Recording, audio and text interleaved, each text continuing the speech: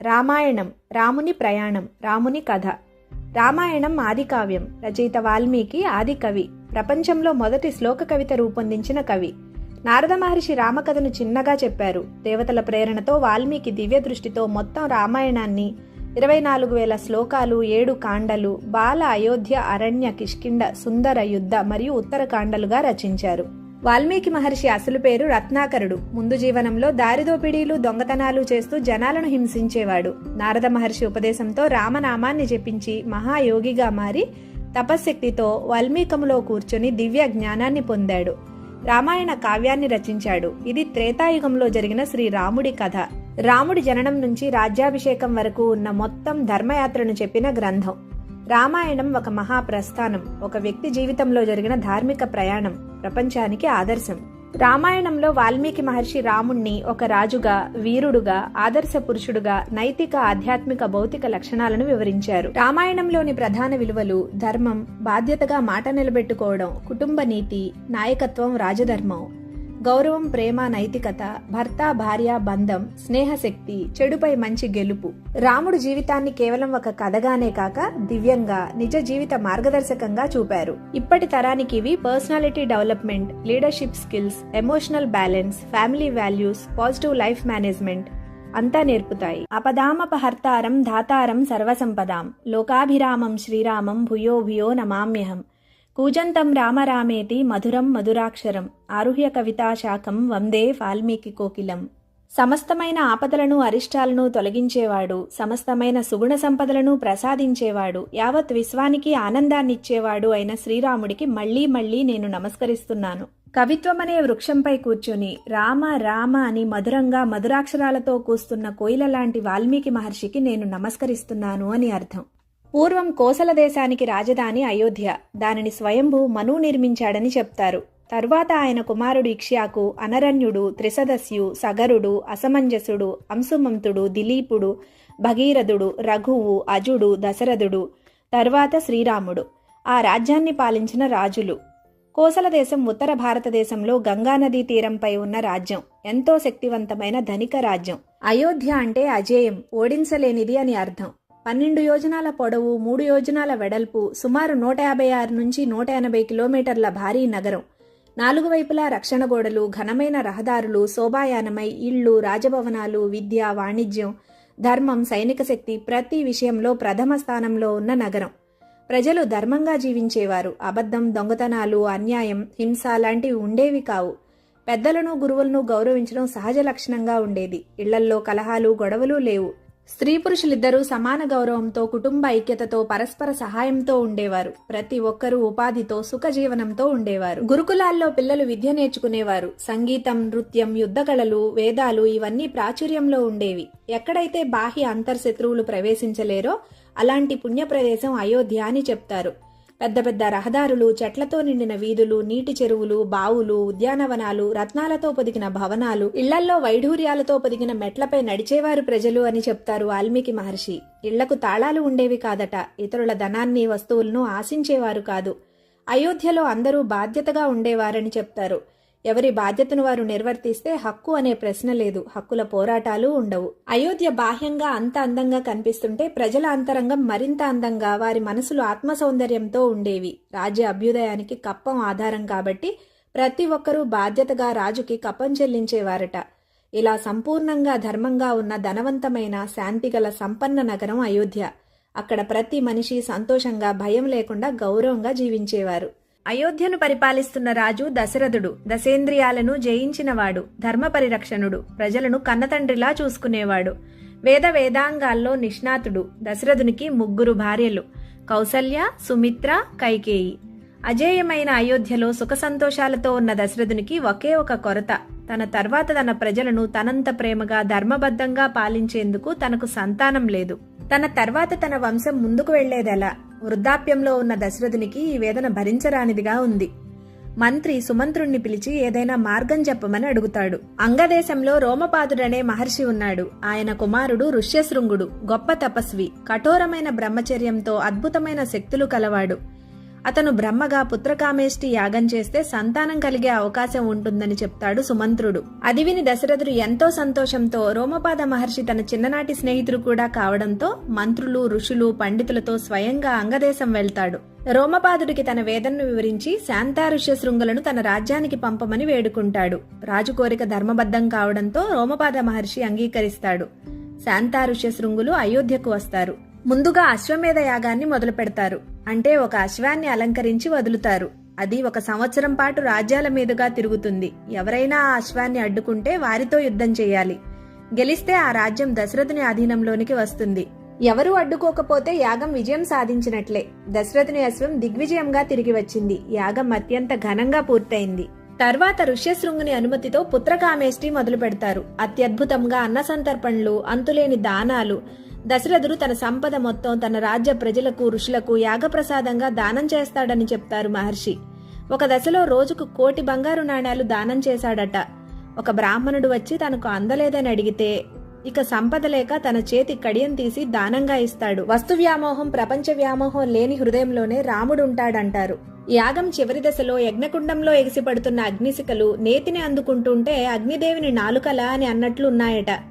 అగ్నిశిఖల నుంచి ప్రాజాపత్య పురుషుడు దివ్యమైన శరీరంతో బంగారు వర్ణంతో పైకి వచ్చి ఒక బంగారు పాత్ర, వెండి మూతతో నిండిన ఒక పాయస పాత్రను దశరథుడికి ఇస్తాడు. రాజా, ఈ పాయసాన్ని మీ భార్యలకు ఇవ్వండి. ఇది యజ్ఞఫలం, దేవతల అనుగ్రహం. మీకు సత్సంతానం, సర్వ ఐశ్వర్యాలు, ప్రశాంతమైన అభ్యుదయం కలుగుతాయి అని చెప్పి పాత్రను అందిస్తాడు. దశరథుడు ఎంతో సంతోషంతో పాయస పాత్రను పసిబిడ్డలా పొదివి పట్టుకుని అంతులేని ఆనందంతో తీసుకువెళ్తాడు. దశరథుడు అంతులేని ఆనందంతో పాయస పాత్రను తీసుకువెళ్లి తన 3 భార్యలను పిలిచి పాయసంలో 4 భాగాలు కౌసల్యకు, 3 భాగాలు సుమిత్రకు, 1 భాగం కైకేయికు ఇస్తాడు. వారు దాన్ని సేవించిన దగ్గర నుంచి దశరథుడు ప్రతిక్షణం ఎదురు చూస్తూ ఉంటాడు, ఎప్పుడెప్పుడు సంతానం కలుగుతుందా అని. కౌసల్యను పదే పదే వెళ్లి చూస్తూ ఉండేవాడు. ఎందుకంటే ఎన్నిసార్లు చూసినా ఏదో శాంతి కౌసల్య ముఖంలో. ఒక దశలో ఆమెకు నమస్కరించాలనిపించేదట. ఒక్కో దశలో ఆమె గురువులా కనిపించేది.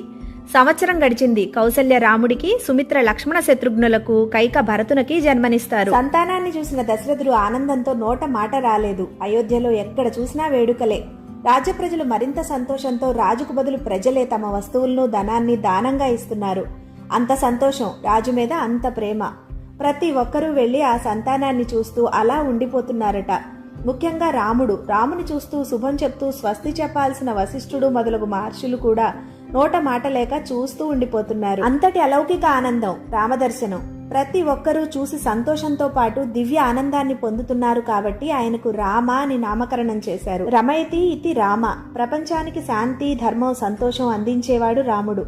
సంస్కృతంలో రమ అంటే ఆనందించడం, సుఖపడడం, మనస్సు తృప్తిగా ఉండడం. రామ అంటే ఇతరుల హృదయాలను ఆనందింపచేసేవాడు, సుఖాన్ని ఇచ్చేవాడు, చూసిన వారికి, ధ్యానించిన వారికి శాంతి ఇచ్చేవాడు అని అర్థం. ముఖంలో దివ్యమైన వైభవం, ఐశ్వర్య లక్షణం కనిపిస్తున్నందున 2వ వాడికి లక్ష్మణుడు అని, ఎంత భారాన్నైనా మోయగలవాడిలా, దృఢ నిశ్చయం కలవాడిలా కనిపిస్తున్న 3వ వాడికి భరతుడని, శత్రువులను సమూలంగా నాశనం చేయగలవాడిలా కనిపిస్తున్నందున 4వ వాడికి శత్రుఘ్నుడు అని నామకరణం చేశారు. పెరిగి పెద్దవారవుతున్నారు.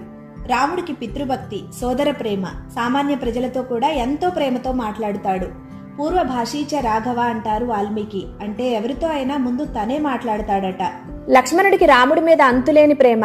రాముడి బహిప్రాణం లక్ష్మణుడు అనేలా ఉంటారు. విష్ణువుకు ఆదిశేషుడు ఎలా నిరంతర సేవకుడో రాముడికి లక్ష్మణుడు అలా ఉంటాడు. వారు ఆడుకునే ఆటల్లో కూడా రాముణ్ణి గెలిపించాలని భరతుడు, భరతుణ్ణి గెలిపించాలని రాముడు, భరతుడి నీడలా ఉండే శత్రుఘ్నుడు ఎంతో ఆనందంగా అయోధ్య వెలిసిల్లుతూ ఉంది. ప్రజలందరి నోట రాముడే. రాముడు ఇలా ఉన్నాడు, ఇలా చూశాడు, ఇలా మాట్లాడాడు అంటూ. ఒకసారి దశరథుడు ప్రజలను అడుగుతాడు, పూర్వం నా పేరు చెప్పేవాళ్ళు ఇప్పుడు రామ తప్ప వేరు పేరు లేదు, ఏంటి కారణం అని. ప్రజలంటారు, మీ పాలనలో మేము ఎంతో సంతోషంగా ఉన్నాం కానీ రాముడు వేరు. అయోధ్యలో ఏ ఒక్కరికి చిన్న కష్టం ఉన్నా రాముడి కళ్లల్లో నీళ్లు ఉంటాయి.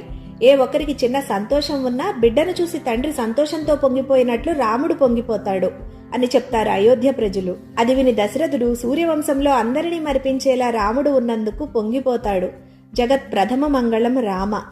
అయోధ్యలో ఆదర్శ పుత్రులుగా, ఆదర్శ సోదరులుగా పెరుగుతున్న రామలక్ష్మణ భరత శత్రుఘ్నులకు యవ్వన వయసు వచ్చింది. దశరథుడి జీవితం చివరి దశలో ఉన్నాడు. 19,000 సంవత్సరాల వయస్సు. దేహంలో పటుత్వం తగ్గుతుంది, మనసులో పలు ఆలోచనలతో స్మృతి తగ్గుతుంది. వెంటనే అందరూ ఇష్టపడే రాముడికి కళ్యాణం చేసి యువరాజ పట్టాభిషేకం చేయాలని అనుకుంటాడు. బంధువులను, పురోహితులను, శ్రేయోభిలాషులను, వశిష్ఠుడు మొదలైన వారిని పిలిచి ఈ విషయం సంప్రదిస్తూ ఉంటాడు.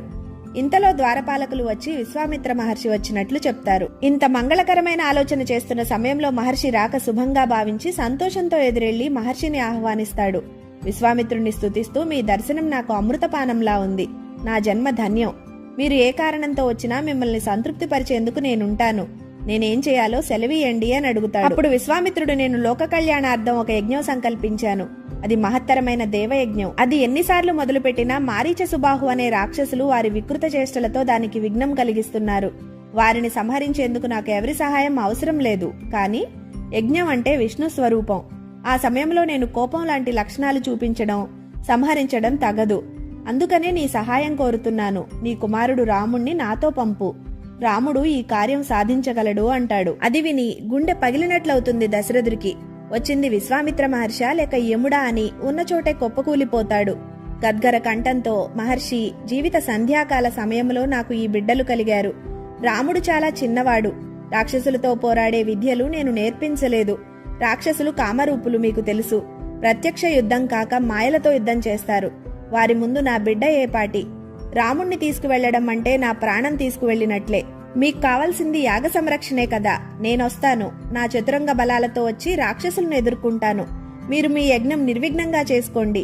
ఎవరు ఆ మారీచ సుబాహులు నాకు చెప్పండి అంటాడు. విశ్వామిత్రుడు పౌలస్య వంశంలో రావణాసురుడు అనేవాడు ఉన్నాడు అని అనగానే మహర్షి మాట పూర్తి కాకుండానే దశరథుడు అడ్డుపడి భయంతో, రాముడు కాదు, నేను కాదు, రావణుణ్ణి ఎదిరించగలవారు ఎవ్వరూ లేరు, నన్ను క్షమించండి అని కాళ్ల మీద పడతాడు. విశ్వామిత్రుడు కోపంతో, మరి నాకు సహాయం చేస్తానని నువ్వు అన్న మాట అనగానే భూమి కంపిస్తుంది.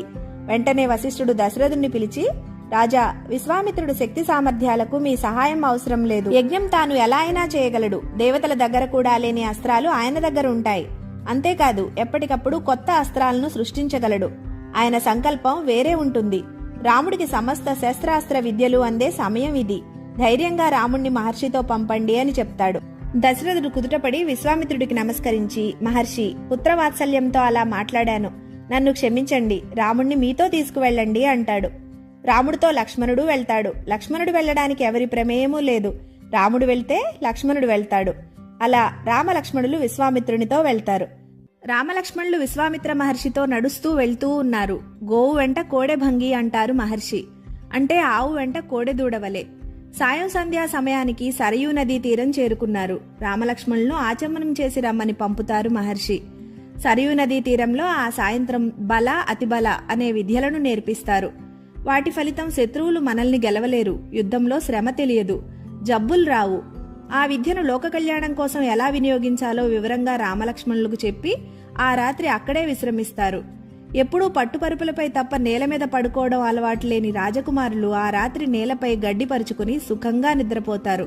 గురు సాన్నిధ్యంలో కష్టాలు తెలియకుండా సుఖంగా నిద్రపోయేవాడే నిజమైన శిష్యుడు అంటారు. తెల్లవారుజామున బ్రహ్మ ముహూర్తంలో విశ్వామిత్ర మహర్షి లేచి నిద్రపోతున్న రాముణ్ణి చూసి, ఆహా, ఏమి కాంతి ఈయన ముఖంలో, ఈయన్ను కన్నతల్లి కౌసల్య ఎంతటి భాగ్యురాలు అనుకుంటూ, కౌసల్య సుప్రజారామ పూర్వా సంధ్యా ప్రవర్తతే ఉత్తిష్ట నరశార్దూల కర్తవ్యం దైవమాహ్నికం అంటూ రాముణ్ణి లేపుతారు. కౌసల్య సుపుత్రుడైన ఓ రామ, ఉదయకాలం ప్రారంభం కాబోతోంది. మనుషుల్లో పులి వంటి ధైర్యశాలి అయిన నువ్వు చేయవలసిన దైవిక కర్తవ్యాలకు సమయం వచ్చింది. లెగురామా అని అర్థం. కలియుగంలో వెంకటేశ్వర స్వామిని కూడా విశ్వామిత్ర మహర్షి రాముణ్ణి నిద్రలేపినట్లు లేపాలనుకున్నారో ఏమో. సుప్రభాత సేవలో మొదటి శ్లోకం మాత్రం రామాయణంలోదే. సుప్రభాత సేవలో స్వామిని నిద్రలేపడం అంటే మన హృదయంలో దయ అనే రూపంలో ఉన్న భగవంతుడిని నిద్రలేపడం అని అర్థం. భగవంతుడు పడుకుంటే మనం లేపే విధానం కాదు. బస్సు నడుస్తుంటే ప్యాసింజర్స్, కండక్టర్స్ అందరూ పడుకునే అవకాశం ఉంది. అందరికీ సమానత్వం కదా అని డ్రైవర్ కూడా పడుకుంటే ఇక అంతే. భగవంతుడికి మనం చేసే సేవలన్నీ మనం మన హృదయంలో ఉన్న భగవత్ స్వరూపాన్ని జాగృతం చేసేందుకు. మన హృదయంలో దయ అనే రూపంగా ఉంటూ మనకి దారి చూపుతూ మనల్ని నడిపించేవాడే భగవంతుడు. అక్కడి నుంచి బయలుదేరి అలా అంగదేశం మన్మదాశ్రమం చేరుకుంటారు. పూర్వం పరమేశ్వరుడు అక్కడ చాలా మంది ఋషులతో నివాసం ఉండేవాడు. శివుడు తపస్సులో ఉండగా మన్మధుడు పూల బాణాలు వేస్తూ ఉంటాడు. శివుడు కోపంతో తన 3వ కన్నుతో మన్మధుణ్ణి భస్మం చేస్తాడు. శరీరం లేనివాడు కాబట్టి మన్మధుణ్ణి అనంగుడు అంటారు. అందుకే ఆ దేశానికి అంగదేశం అనే పేరు వచ్చింది. ఇప్పటికే ఆ ఋషులు ఇక్కడ తపస్సు చేస్తూ ఉంటారు అంటూ మన్మధుణ్ణి దగ్ధం చేసిన ఆ ఆశ్రమం గురించి మహర్షి రామలక్ష్మణులకు చెప్తారు. ఆ రాత్రి మన్మదాశ్రమంలో నిద్రించి ఉదయాన్నే గంగా నదిలో పడవపై ప్రయాణం మొదలు పెడతారు. ఇంతలో ఏదో విచిత్రమైన నీటి ఘోష శబ్దం వినిపిస్తూ ఉంటే రాముడు అడుగుతాడు అది ఏంటని. అది సంగమ శబ్దం. సరయూ నది గంగలో కలుస్తున్న సంగమం. రామలక్ష్మణులను నమస్కరించమని చెప్తారు మహర్షి. అలా ప్రయాణం సాగుతూ ఉంటుంది. రామలక్ష్మణులు విశ్వామిత్ర మహర్షితో కలిసి గంగానదిలో ప్రయాణం చేస్తూ ఒక భయంకరమైన అరణ్యం చేరుతారు. రామ, ఈ అరణ్యంలో తాటక అనే రాక్షసి ఉంటుంది అంటూనే రామా నీకు క్షేమం కలుగుగాక అంటారు విశ్వామిత్ర మహర్షి. అంటే అంత భయంకరమైనది ఈ రాక్షసి. సుంధోపసుందులు అనే రాక్షసులు ఉన్నారు. వారిలో సుందుడు అనేవాడి భార్య ఈ తాటక. ఈమె కుమారుడు మారీచుడనే మరో రాక్షసుడు.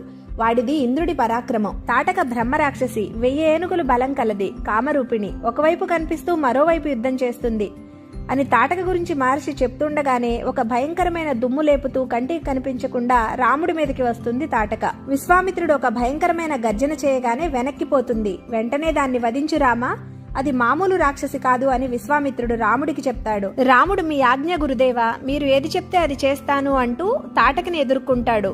తాటక రాళ్ల వర్షంలా వస్తుంది. రాముడు శరవర్షం. ఆ రాళ్లను ముక్కలు ముక్కలుగా చేస్తాడు. విశ్వామిత్రుడు మళ్లీ చెప్తాడు, రామ రాత్రి సమయం అవుతుంది. రాక్షసుల శక్తి రాత్రి సమయాల్లో పెరుగుతుంది. అది ఆడది అని ఒకవేళ దాన్ని సంహరించొద్దు అనుకుంటున్నావేమో. లోకకంటకులైన రాక్షసులు ఆడవారైనా వారిని సంహరించడం ధర్మమే, ఇంకా చంపవేంటి అంటాడు. రాముడు మీ ఆజ్ఞ గురుదేవా అంటాడు కాని బల అతిబల విద్యలతో దానిని అవయవాలు ఖండిస్తూ దానితో యుద్ధం చేస్తూ ఉంటాడు. రాముడి ఆలోచన గురువుగారికి కావాల్సింది యాగ సంరక్షణే కాని దాన్ని చంపడం ఎందుకు అని. ఒక దశలో దాన్ని చంపడమే ముగింపు అని నిర్ణయించుకుని అప్పుడు సంహరిస్తాడు రాముడు. ఒక్కో సమయంలో తండ్రి గురువు ఎవరు చెప్పినా ధర్మం వైపే నుంచుంటాడు రాముడు.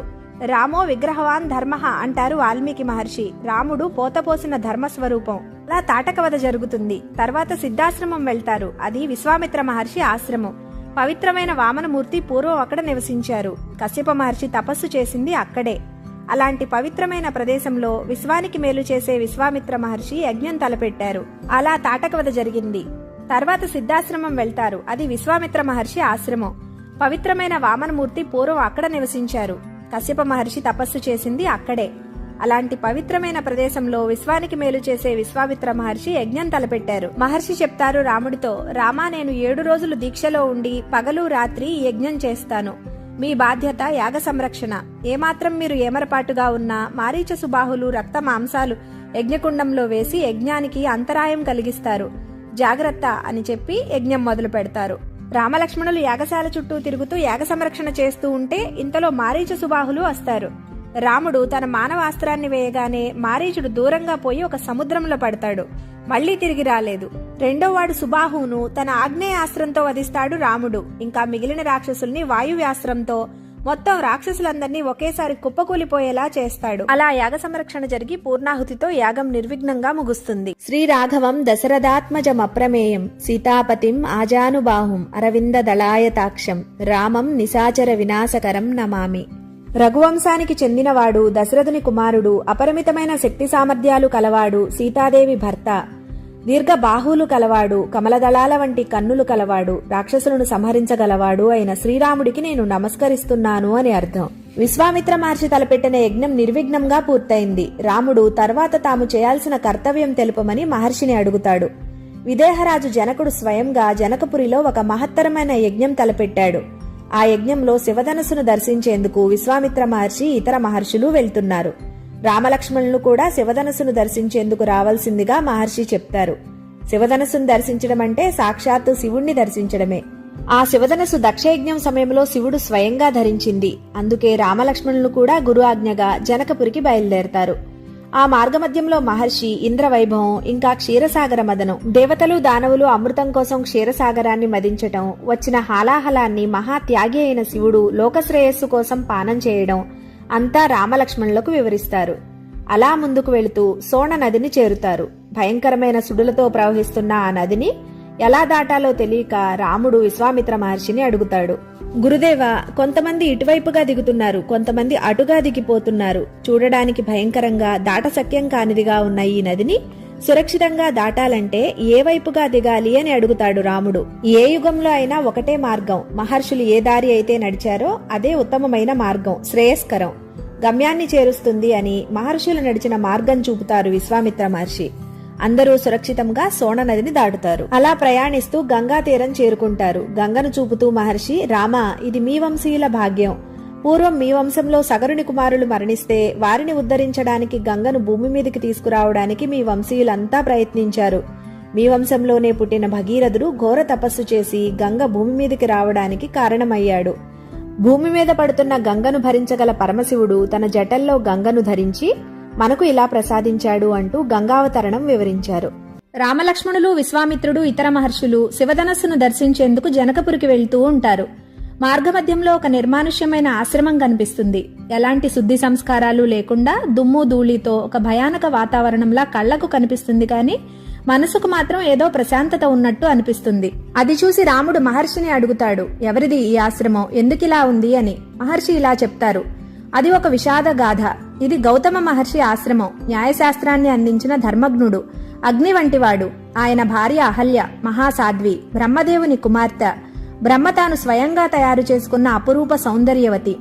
వారిద్దరి దాంపత్యంలో ఒకప్పుడు ఈ ఆశ్రమం ఎంతో దేదీప్యమానంగా వెలిగిపోతూ ఉండేది. గౌతమ మహర్షి గొప్ప తపస్వి, అగ్నిలా వెలిగిపోతూ ఉండేవారు. సామాన్యుడు తమ కంటితో చూడలేకపోయేవారు ఆయన్ని. అంతటి తపస్వి.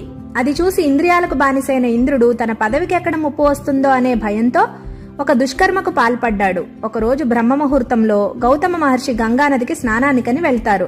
అది అదునుగా తీసుకుని ఇంద్రుడు కామరూప విద్యలన్నీ తనకు తెలియడంతో గౌతముడిలా వేషం మార్చుకుని అహల్య దగ్గరకు వెళ్తాడు. ఆశ్రమం శుభ్రం చేస్తున్న అహల్య వచ్చింది తన భర్త అనుకుని వెంటనే తిరిగి వచ్చారేమి, నదికి స్నానానికని వెళ్లి అంటుంది. నీపై మనసైంది అహల్య అంటాడు ఇంద్రుడు. ఇది ఋతుకాలం కాదు, ఈ సమయంలో సంగమం తగదని ధర్మశాస్త్రజ్ఞులైన మీకు తెలుసు కదా అంటుంది. కాముకులకు ఋతుకాలంతో పనిలేదు అహల్య అంటాడు ఇంద్రుడు. అప్పుడు అర్థమవుతుంది అహల్యకు వచ్చింది ఇంద్రుడని. ఇంద్రుడు తన సౌందర్యాన్ని పొగుడుతూ తనంటే ఎంత ఇష్టమో చెప్తూ ఉంటే ఒక దశలో ఇంద్రియాలకు వశమై ఇంద్రునితో సంగమిస్తుంది అహల్య. తృప్తి చెందిన ఇంద్రుడు బయటికి వెళ్లగానే ఎదురుగా గౌతమ మహర్షి అగ్నిలా ప్రకాశిస్తూ నది నుంచి స్నానాదులు ముగించుకుని వస్తూ ఉంటారు. భయంతో వణికిపోతాడు ఇంద్రుడు. గౌతముడు తన తపశ్శక్తితో తన రూపంలో ఉన్న ఇంద్రుణ్ణి చూసి జరిగింది తెలుసుకుని, ఓ ఇంద్ర, నువ్వు చేసిన ఈ దుష్కర్మ మరో చోట జరగకుండా నపుంసకుడు అవుగాక అని శపిస్తాడు. అహల్యను చూస్తూ, నువ్వు ఇక్కడే ఈ మట్టిలో ఎవరికీ కనబడకుండా వాయుభక్షణం మాత్రమే చేస్తూ కొన్ని వేల సంవత్సరాలు ఇక్కడే పడి ఉందువుగాక అని శపిస్తాడు. అహల్య బోరున ఏడుస్తూ తనను క్షమించమని, శాప విమోచనం ఇవ్వమని వేడుకుంటుంది. దశరథుని కుమారుడైన రాముడు ఒక సమయంలో ఈ ఆశ్రమానికి వస్తాడు. ఆయన పాదధూళితో నువ్వు తిరిగి నీ రూపాన్ని పొందుతావు అని శాపాలు ఇవ్వడం వల్ల తాను పోగొట్టుకున్న తపశ్శక్తిని తిరిగి పొందేందుకు హిమాలయాలకు తపస్సుకు వెళ్లిపోతాడు గౌతమ మహర్షి. అహల్య మాత్రం ఇక్కడే పశ్చాత్తాపంతో ప్రాయశ్చిత్తంగా కొన్ని వేల సంవత్సరాల నుంచి తపస్సు చేస్తూ ఇక్కడే ఉండిపోయింది అని విశ్వామిత్ర మహర్షి రాముడికి చెప్తారు. రాముడు ఆశ్రమంలో అడుగుపెట్టగానే గాలిలో గాలిగా, ధూళిలో ధూళిగా, కనపడకుండా ఎక్కడో ఉన్న అహల్య రామపాద స్పర్శకు తిరిగి తన పూర్వరూపం పొందుతుంది. మహాతపస్విని అయిన అహల్య పాదాలకు రామలక్ష్మణులు నమస్కరిస్తారు. ఇంతలో గౌతమ మహర్షి అక్కడికి వస్తారు. అలా అహల్య గౌతములు కలుస్తారు. రామలక్ష్మణులు, విశ్వామిత్ర మహర్షి, ఇతర మహర్షులు జనకపురి చేరుతారు.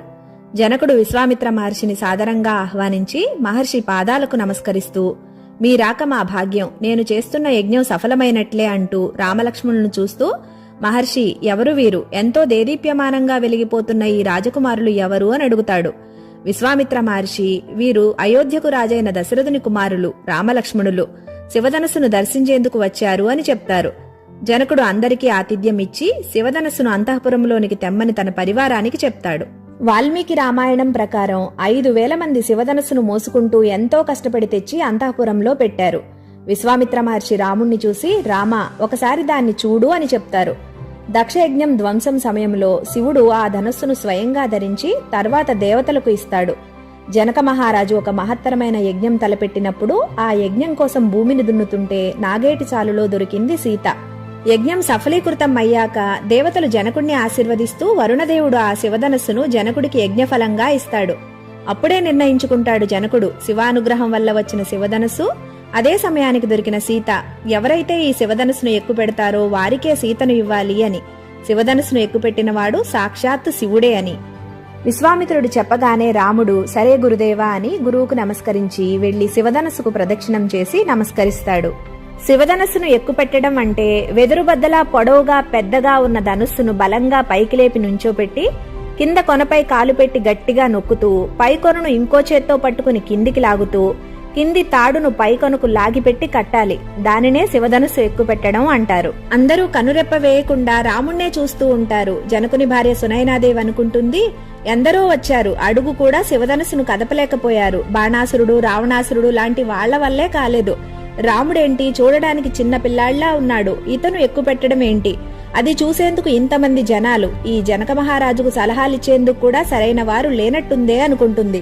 ఇంతలో రాముడు ఒక్క చేత్తోనే ఆ శివధనుసును లేపి నుంచోపెట్టి గట్టిగా పట్టుకుని తన పాదంతో కింది కొనను గట్టిగా తొక్కిపెట్టి రెండో చేత్తో కింది కొనుకున్న తాటిని లాగి పై కొనకు కట్టడానికి పై కొన గట్టిగా వంచగానే పెళపెళమంటూ విరిగిపోతుంది శివధనస్సు. అంతే, అందరూ ఆశ్చర్యపోతూ జయ జయ ధ్వానాలు పలుకుతూ ఎంతో సంతోషంగా రాముణ్ణి అభినందిస్తారు. అలా విశ్వామిత్ర మహర్షి అనుజ్ఞతో రాముడు జనకపురిలో శివధనస్సును ఎక్కుపెట్టడం జరిగింది. విశ్వామిత్ర మహర్షి ఆజ్ఞతో జనకపురిలో రాముడు శివధనుర్భంగం చేశాడు. జనక మహారాజు రాముడి వద్దకు వెళ్లి తన కుమార్తె సీతను వివాహం చేసుకోవాల్సిందిగా అడుగుతాడు. రాముడు శివధనస్సును ఎక్కుపెట్టడం నా గురు ఆజ్ఞ, కానీ వివాహానికి నా తండ్రి దశరథుడి అనుమతి కావాలి అని చెప్తాడు. జనకుడు వెంటనే ఒక బంగారు పత్రంపై లేఖ రాసి అయోధ్యలో దశరథుడు ఆయన పత్నులందరికీ ఆహ్వాన పత్రంలా విశ్వామిత్రుడి అనుజ్ఞతో పంపుతున్నట్లు ఒక పత్రాన్ని పంపుతాడు. దశరథుడు అది చూసి ఎంతో సంతోషించి ఆయన పత్నులు ఇతర పరివారంతో 4 రోజులు ప్రయాణం చేసి జనకపురి చేరుతారు. జనకుడు అందర్నీ సాదరంగా ఆహ్వానించి తన కుమార్తె సీతను దశరథునికి ఆయన పత్నులకు పరిచయం చేస్తాడు. ఇంతలో వశిష్ఠుడు రామలక్ష్మణ భరత శత్రుఘ్నులు 4 ఒకేసారి పుట్టారు, అందరి వివాహం ఒకేసారి అయితే బాగుంటుందని అంటాడు. వెంటనే జనకుడు తన 2వ కుమార్తె ఊర్మిళను లక్ష్మణుడికిచ్చి వివాహం చేస్తానంటాడు. జనకుని తమ్ముడు కుచధ్వజుడు, ఆయనకు 2 కుమార్తెలు, మాండవి, శృతకీర్తి. వారిలో మాండవిని భరతునకు, శృతకీర్తిని శత్రుఘ్నునికి ఇచ్చి వివాహం చేయాలని అందరూ నిశ్చయించారు. అంగరంగ వైభవంగా జనకపురిలో వివాహ వేడుకలు మొదలవుతాయి. జనకుడు పాణిగ్రహణం చేసేందుకు తన కుమార్తె సీతను తీసుకువచ్చి రాముడు ముందు నిలబెడతాడు.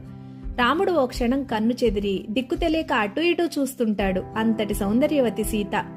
రాముణ్ణి చూసి జనకుడు, ఓ రామ, ఇయం సీత మమసుత సహధర్మచరీతవ పతివ్రత మహాభాగ ఛాయేవ అనుగత సదా అంటూ సీత చేతిని రాముడి చేతిలో పెడతాడు. ఓ రామ, ఈమె ఇదిగో ఇక్కడే ఉంది, ఈమె సీత నా కుమార్తె, ధర్మం విషయంలో నీతో కలిసి నడుస్తుంది, పతివ్రత అయిన మహాభాగ్యవతి, ఎప్పుడూ నిన్ను నీడలా అనుసరిస్తుంది అని అర్థం. సీత తన చేతిలోని పూలమాల రాముడికి వేయబోతూ ఓ క్షణం ఆగిపోతుంది. ఏమైందా అని రాముడు చూస్తూ ఉంటాడు. సీత తన చేతి వజ్రాల కంకణంలో పడిన రాముని ప్రతిబింబాన్ని చూస్తూ మైమరిచి నుంచునిపోయింది. అంతటి ఆకర్షణ రాముడిది. సీత తన చేతిలో పూలమాలను రాముడికి వేయాలంటే రాముడు వంగి వేయించుకోవాలి, ఎందుకంటే రాముడు చాలా పొడుగు. అలా తల వంచి వేయించుకోవడం రాజలక్షణం కాదు కదా అని రాముడు ఆలోచిస్తూ ఉన్నాడు. అందరూ ఏమైందా అని చూస్తూ ఉన్నారు. ఇంతలో రాముడు లక్ష్మణుడి వైపు చూసి కంటితో చిన్న సైగ చేస్తాడు. వెంటనే వివేకవంతుడైన లక్ష్మణుడు విషయం అర్థం చేసుకుని వెళ్లి రాముని పాదాలకు సాష్టాంగ నమస్కారం చేస్తాడు. లక్ష్మణుణ్ణి లేపేందుకు రాముడు వంగుతాడు. అదే అదునుగా సీత వెంటనే రాముడి మెడలో పూలమాల వేస్తుంది. అలా సీతారామ కళ్యాణం జరుగుతుంది. రాముడు శ్రీరాముడయ్యాడు. జనకపురి అంతా వేడుకలు. అయోధ్య జనకపురి కలిసిన వాతావరణం వర్ణనాతీతం అంటారు మహర్షి. జానపదాలు, నృత్య, వాద్య గీతాదులతో అందరూ సంతోషంగా శ్రీ సీతారామ కళ్యాణాన్ని వీక్షించారు. ఇది త్రేతాయుగంలో జరిగిన శ్రీ సీతారామ కళ్యాణం. ఇప్పటికీ ప్రతి సంవత్సరం శ్రీరామనవమి రోజు శ్రీ సీతారామ కళ్యాణం జరుపుకుంటూ అంతులేని అలౌకిక ఆనందాన్ని పొందుతున్నాం. శ్రీ సీతారామ కళ్యాణంతో రామాయణంలో మొదటిది అయిన బాలకాండ సమాప్తం.